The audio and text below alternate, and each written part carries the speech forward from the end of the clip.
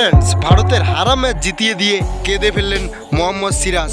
আর তার man of the ম্যাচের পুরস্কার পুরো দলকে দিয়ে আর 140 কোটি ভারতবাসীকে যা বললেন শুনলে আপনি অবাক হয়ে যাবেন। হ্যাঁ বন্ধুরা, মোহাম্মদ সিরাজ ভারতের জন্য যা করে দেখিয়ে দিলেন সেটা ইতিহাসের পাতায় লেখা থাকবে। আর ম্যাচ শেষের পরে প্রেস কনফারেন্সে এসে মোহাম্মদ সিরাজ যা বললেন সেটা শুনলে আপনি অবাক হয়ে যাবেন।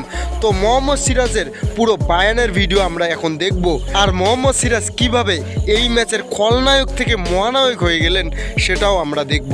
তো ম্যাচের কথা বললে, যখন হ্যারি ব্রুক বিধ্বংসীভাবে ব্যাট করছিলেন তখন কিন্তু প্রসিদ্ধ কৃষ্ণার বলে হ্যারি ব্রুকের লং লেগে একটি ক্যাচ চলে যায়। সেখানে দাঁড়িয়ে থাকেন মোহাম্মদ সিরাজ, আর মোহাম্মদ সিরাজ সেই ক্যাচটি কিন্তু হাতবন্দি করেন, কিন্তু তার শরীরের ভারসাম্য ধরে রাখতে পারেন না, সেই জন্য তার পা বাউন্ডারিতে টাচ হয়ে যায়, বলটি হয়ে যায় 6।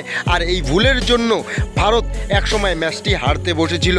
আর হারা ম্যাচ কিভাবে জেতাতে হয় সেটা মোহাম্মদ সিরাজের কাছ থেকে শিখতে হবে। হ্যাঁ বন্ধুরা, মোহাম্মদ সিরাজ পঞ্চম দিনে যখন 35 রান দরকার ছিল ইংল্যান্ডের ম্যাচটি জেতার জন্য, তখন পিছিয়ে ছিল জেমি ওভারটন আর জেমি স্মিথ। আর জেমি ওভারটন আর জেমি স্মিথকে মোহাম্মদ সিরাজ একজনকে ধ্রুব জুয়েলের হাতে আউট করে দেয় জেমি স্মিথকে, তার সাথে জেমি ওভারটনকে LBW আউট করে ম্যাচটি ভারতের দিকে ঘুরিয়ে দেয়। কিন্তু তখনও মাঠে ছিল গুস অ্যাটকিনসন, আর তিনি একটি 6 মেরে ভারতের 140 কোটি মানুষের ব্লাড প্রেশার হাই করে দেয়।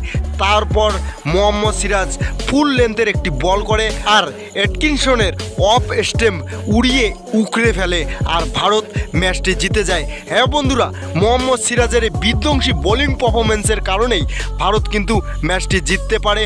আর এই ম্যাচে মোহাম্মদ সিরাজ খলনায়ক থেকে মহানায়ক হয়ে যায়। হ্যাঁ বন্ধুরা, ম্যাচ শেষ হওয়ার পর তার এই বিধ্বংসী বোলিং পারফরমেন্সের কারণে তাকে ম্যান অফ দ্য ম্যাচের পুরস্কার দেওয়া হয়।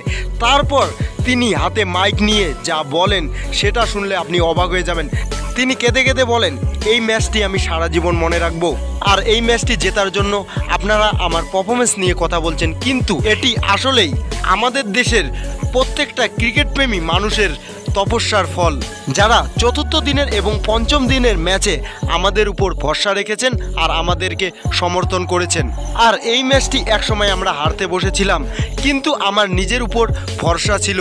আর ম্যাচ চলাকালীন আমার মন আমাকে বারবার বলছিল যে আমি আমার দেশকে এই ম্যাচটি জেতাতে পারবো।